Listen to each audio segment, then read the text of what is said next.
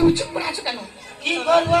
ফোনটা করতে পারছো না? ফোন করবো? হ্যাঁ, ও মা, ও বাবা, এই আমাদের মেয়ে এসছে।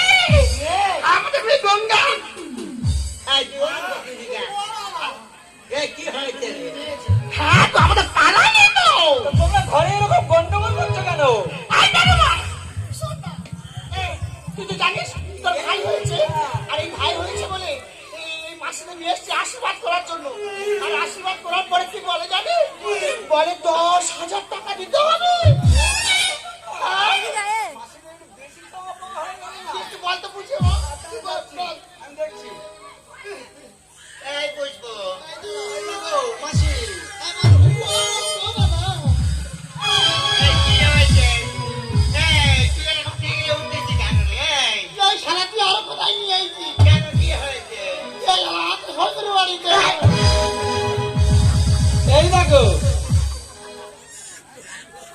আমি সারা কিছু জানি না। এই দেখো, এই, এই, চল এখান থেকে